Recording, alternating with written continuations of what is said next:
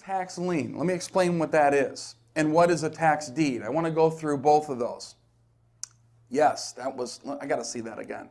That is Now, I bet for some of you that may have stayed out later than you should have to watch this screen do this is a little bit dizzying to you. Is that correct? Is that correct? Would that be a correct assumption? It is hard to watch. I understand that. I understand that. You know, for me, after dinner last night, I went right to bed. I have no problem watching that. I just want to let you know that. I feel great. So, let me kind of give you a tax lien guideline. And I'm going to, as I go through this, you'll get an idea of what the tax lien is. But I want to go through this timeline for you. And then we'll go to a tax deed. So, homeowner fails to pay their tax bill by the due date. Now, if you think about the real estate boom and then subsequent bust, not only were people not paying their mortgages, but people were not paying their tax bill, and they weren't paying their HOAs and all of that stuff. So you can see some of the explosiveness of an issue this could become to a municipality. The grace period, which usually every state and county has a grace period that they forgive your taxes to be late, passes with no payment made. Usually it's 6 months. Usually it's 6 months in a county, okay? A tax lien is issued, a tax lien is issued by the local taxing authorities and recorded. Now, 99.9% of the time it's the county that's doing this. In Louisiana, they call them parishes, but 99.9% of the time, it's the county that's doing this. Okay, so what does this mean? A local taxing authority creates the tax lien and it's recorded. Well, the property at 123 Main Street now has a tax lien filed by the county that gets recorded with that house. Now, are you familiar with the way liens work in general? Do you want me to go over that a little bit? Let's say that you've got a bank lien with a mortgage, and let's say that you've got a second mortgage. So we're going to use RBC as the first bank, BMO as the second bank. RBC would be what is called first position, or the first mortgage. BMO would be in second position as the second mortgage. The first mortgage lien, or in first position, has the most power. So if the property goes through foreclosure, it's sold at foreclosure auction, the first lien holder position gets their money first. Any money that would be left over would kind of be spilled over into the BMO side of the world. Does that make sense to everybody? Okay. Now, a tax lien, even though it's filed and may be in third position, supersedes all other liens. It becomes what is called a senior lien. Okay? A senior lien. All the other liens behind it are called junior liens. So that's why because the county needs their money. The county needs their money. So it's very important for you to think about how powerful this lien process is here. Okay? The home appears on the delinquent tax list, which is published. In every county in the United States, this tax list is published. As a matter of fact, here in Maricopa County, they do their tax lien sales in February.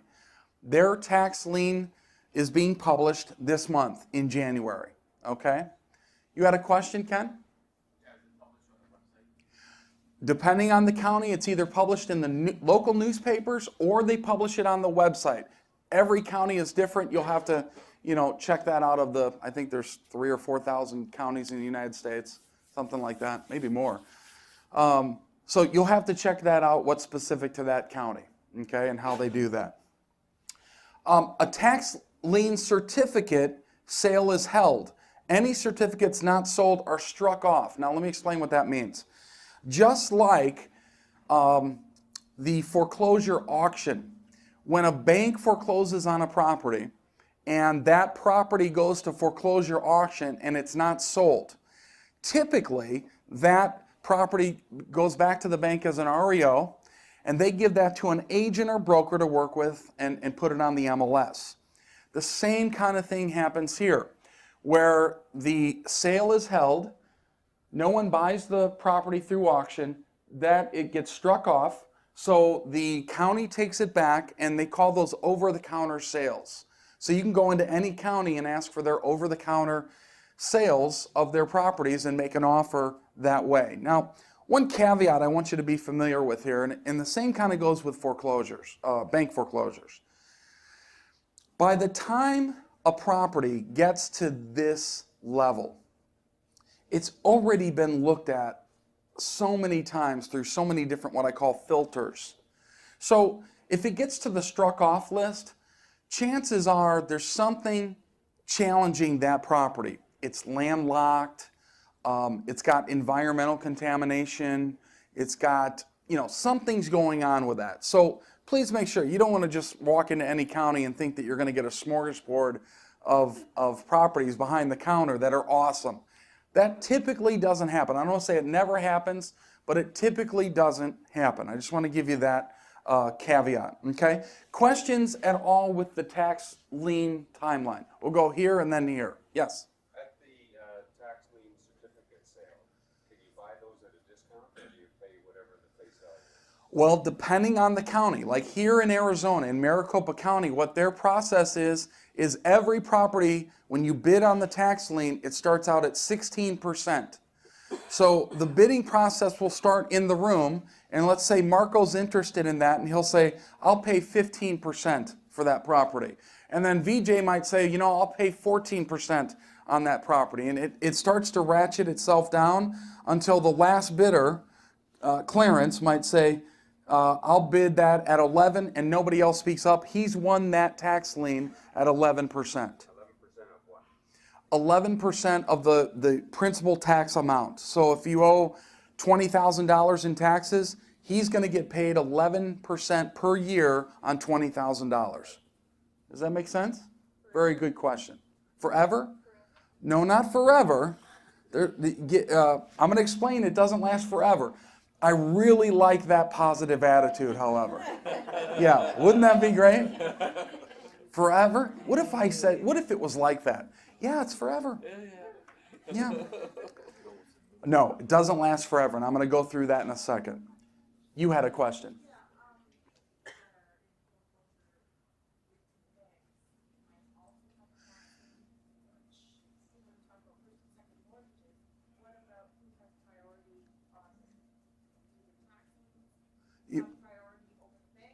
Tax liens have absolute priority over the banks. So a lot of times at these auctions, you will see a bank or a bank's representative there as well.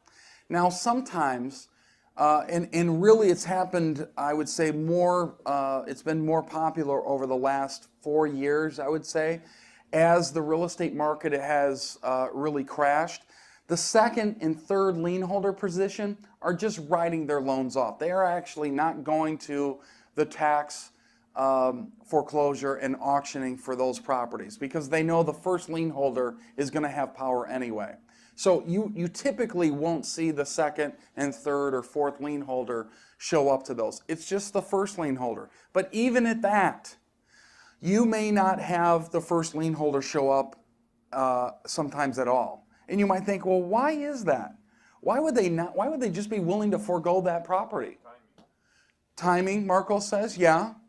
The volume of foreclosures. I mean, think of it like Bank of America or some of the larger mortgage holders. They don't have time nor can afford to go to every single one. But also, this is a little known fact. I didn't realize the severity of this until I started managing foreclosures that banks were taking back. And I got to learn the other side of that business. Banks take out insurance on their loans. That's what AIG, the world's largest insurer, was all about. And this insurance on their loan, if their loan goes into default, the banks don't really care because they file a claim and they eventually get the money back. Maybe not all, but the majority of the money back. And they get to take the write-off. So depending on the bank, depending on the bank's practices, they do get some benefit from these foreclosures. They may not come to the tax foreclosure auction because of volume, because they're already writing the debt off, because they're getting a claim on their insurance type of thing. So there's a lot of reasons why a bank wouldn't show up. Any other questions? Did I answer yours, by the way? Okay. Yes. You said that here they sell them off every February or something. Yeah. Is it more than once a year that they sell them It's off? here in February. In Texas, it's every month. It's the first Tuesday of every month. Every state, every county, you have to check into because it's different. Okay? Yes? If Clarence wins the bid at 11%, that money is not paid out until the property is sold? Or how does Clarence collect his 11%? I'm going to get there. Okay. I'm going to get there. If the money is not paid out, is the 11% compounded? It depends on the county. I'm going to get to all of that here in a second. It's baby steps. You know, you don't feed an infant a turkey leg. You know what I'm saying? It's formula, then, you know what I'm saying? Okay. Yes, VJ. You said tax liens have precedence over any other title on the title, right? Yes. What about the IRS? It supersedes the IRS. Oh, really? Absolutely. Yeah, absolutely. As a matter of fact, the IRS lien does not supersede the banks. No. The only thing that supersedes the IRS, the banks, are tax liens. They become a senior lien in this scenario. That's why they're the most important lien out there. Are you going to tell us the numbers that are involved in these? Yep. Do you think I would not tell you the numbers that are involved in these? I appreciate it. I appreciate all of this. Yes. Now, I think it's very interesting. If you just think about this procedure, the counties need the money to promote city services. And so they're willing to pay an investor like Clarence the 11% on the, say, the $20,000 that he put up in taxes. Now, there's a couple of things that might happen during that journey for Clarence in which he's going to get paid back. I promise you I'm going to get into that. To me, it's exciting stuff, okay? Number 6, that starts the beginning of the official redemption period. Now, I should have put an asterisk on number 6 because some states don't have a redemption period and other states have a redemption period, but it's called something else, okay? So let me explain what a redemption period is. Clarence buys the tax lien. In Arizona, the person that owns the house has 24 months to pay that back to the county with a penalty. What is the penalty in that circumstance? Not percentage-wise, but that's actually, the penalty they're paying to the county is actually Clarence's interest that he's earning on that property. Does that make sense? Okay? All right. So the redemption period in Arizona is 24 months, 2 years. Well, okay, well, 24 to 36 months. I was just on the site this morning though, Clarence, so you may want to check that. I was just there this morning to get prepared. Were you on the site this morning? I'm just checking, Clarence, I'm just checking. Were you dancing last night? Were you dancing last night? You weren't, okay. Let's compromise and say 24 to 36 months. I could be wrong. I don't know. So it starts the redemption period. So that owner has that time frame to come back and pay those taxes back with a penalty. That penalty typically, in whatever state you're in, becomes the interest that's paid to the investor. Okay? Now, many states offer over-the-counter sales, like we talked about, of certificates that weren't sold at the auction. Again, I want to make sure you realize that you're not going to go to the counter at the county and say, yes, I'm looking for your over-the-counter tax sales, and there be mansions and office buildings and beautiful plots of land and things like that. Typically, when they get to that point, they're challenged in some way. I'm not saying that you couldn't do something with them and things like that, but they're usually challenged, okay? So John, Yes. sorry to interrupt, but are you saying that by the time it gets to the over-the-counter stage, the bidding for that lien is already come and gone? The bidding for that lien has already come and gone and no one's bid on it. Okay, so that because they haven't bid on it because Or there's someone nothing bid wrong. on it and maybe it fell through. They didn't have the money and it goes to the over-the-counter. And that might be the only option where it goes to the over-the-counter if they don't put it back on the auction, and it may be a little bit higher quality property. So is there time, like when the list for the tax lien bidding comes out, that you can actually, have some research done on the property to make sure that it's a viable Yeah. one to bid on? Usually that list is going to come out. Again, it's dependent on the county and the state. But like here it comes out in January, the auction's February. So you've got about 30, maybe 45 days to work with. In Texas, it comes out every month prior to the first Tuesday of the month is when it happens in Texas. Michigan, they do it a completely different way. Georgia, a completely different way. So you've got to check with the website of the county that you're investing in. Marco. Yeah, so once you get to the over the counter, let's say originally the tax was for $1,000 and the bid started at 16%. Nobody took it. Once you get to over the counter, does it get to a discount in the amount? You just make an offer. Okay. You just make an offer. In amount and percentage? No, in percentage. You might just say, hey, I'll take that at 16. No more than, the max is 16. Okay. The minimum 0, max is 16. Why would somebody want to bid 0? Penny says because they're stupid. Penny said that, I didn't. You can tell Penny kind of lives with Marco a lot, well, obviously, because she's like, no, they're just dumb. Because they want the lien. Because they want the lien for what? For the potential possible... Yes, there's a potential that they don't pay that lien at all and they actually get the property. So bidding on that, putting up $20,000, I'm just giving that as an example, and getting a 0% return with the hopes of they're going to get that beautiful house or building or whatever it is in 2 years, okay? Maybe they've done their research and found that, hey, there's a good chance that I'm going to get this, that the owner's not going to pay that because of whatever situation. Marco said because he's dead. What do you guys do for a hobby? I mean, what is it that you guys do? You know what I mean? Wow. He's stupid, he's dead, yes. Wow. You guys okay? Do you guys go to the cemetery at all? Or? No, but we read the newspaper. Read the newspaper. I'm going to come hang out with you guys a couple days. Anytime. All right. I'm just going to wear protective equipment or something. Any other questions? Did I answer yours? Yeah. Anybody else? Yeah, I'm still trying to wrap Yeah. my head around this. Sure. Because just the timeline, and because all the houses that you're looking at on the ROE list, REO. Oreo. I was out last night, but I didn't dance. So over the counter, is that before the list or after? After.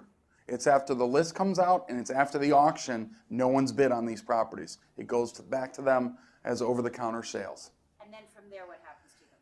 They sit there until someone buys them. It's like kids at an orphanage. They're going to be there until... Okay, so I just wanted to know the chain of events. You're sensitive now in the morning? After you were partying until 3, 4 in the morning, dancing with whoever or whatever. Okay. I think that what Penny didn't understand, I had to explain to her better. It's the bank cannot start the foreclosure period process because if there is a tax lien on the property, it's not their. That's right. When banks foreclose on properties, that's why title work is so important. That's why title insurance is so important. Because a lot of times you'll be in a state where the foreclosing entity, the bank, must take care of that tax lien. They've got to pay those taxes. That's part of their cost. You want to buy that foreclosure or get that foreclosure from as an REO with free and clear of all liens. So those taxes need to be taken care of. That's why you must, I think it's a great idea on every transaction you buy to run title insurance. Anybody spend time with a title agent yesterday? Okay. Did they give you good information? Okay. It's very important that you do that. Title insurance, title policy, or title report, title insurance. Very important that you do that. Number 9, once the deed to the property is obtained, I'm sorry. Let me go to number 8. I jumped ahead of myself. Number 8, after the redemption period expires, so Clarence bought the lien, 2 years, maybe 3. 2 years goes by. Nothing happens. The owner of the home hasn't come back into the county and said, here's my $20,000 plus my penalty. Clarence, in a lot of states, gets to go and claim the property. He has the right to claim the property at that point. Now, there's some procedure that you're going to have to do there. For instance, Georgia makes you go through a huge notification process for 45 days. But the overall idea is that Clarence has the right to claim that property over anybody else. The banks, anybody else, okay? Pretty powerful scenario there. Number 9, once the deed to the property is obtained, it is wise to do a quiet title action to make the title marketable. This is a procedure at the title company, and if you were established a relationship with the title company yesterday, they can do this work for you. What that does is when Clarence gets the title on this property, it's what we call clouded in the business. It's what we call, and if you want to impress your friends, use the same terminology. Yeah, I got a clouded title through a deed foreclosure. Anyway, but Clarence gets a clouded title. He owns it, but it's clouded. You have to go through, in pretty much all the states, a quiet title action, which is a title work, sometimes a judicial process, in which you'll be granted a clear and free marketable title. If you look on all of your sales contracts for all of your states, I shouldn't say all, but the majority of them, there's a line item in there, and there was one in the Illinois sales contract that we went through, seems like weeks ago.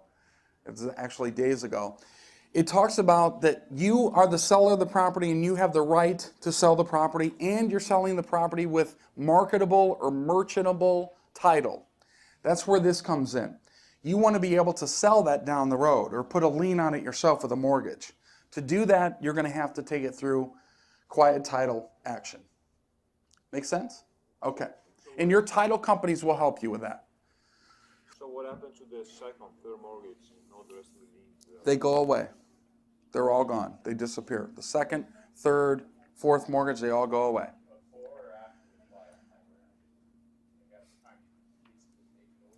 Yeah, they may be on there. That's why it's clouded, but they don't have anything to do with, right, that's right.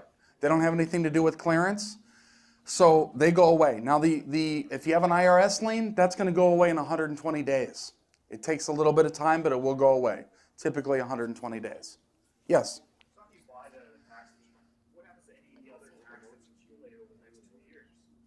You're responsible to pay those.